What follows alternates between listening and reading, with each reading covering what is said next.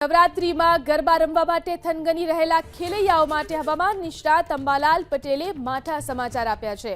અંબાલાલ પટેલના અનુમાન મુજબ આગામી 72 કલાકમાં રાજ્યના ઘણા ભાગોમાં વાતાવરણમાં પલટો આવશે।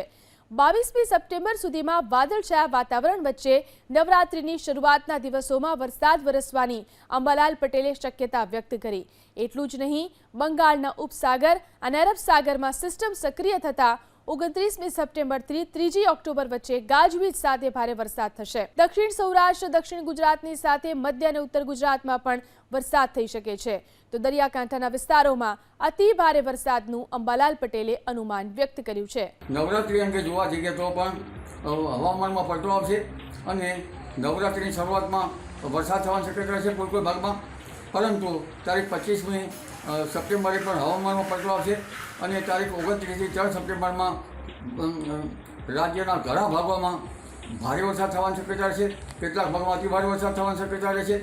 ખાસ કરીને અરબ સાગરના ભેજ અને બંગાળ ઉપસાગરની સિસ્ટમ અને અરબ સાગરનો ભેજ અને અરબ સાગરની સિસ્ટમ રાજ્યના ઘણા ભાગોમાં ભારે વરસાદ, કોઈ ભાગમાં અતિ ભારે વરસાદ લઈને આવી રહ્યું હોય તેમ જણાય છે।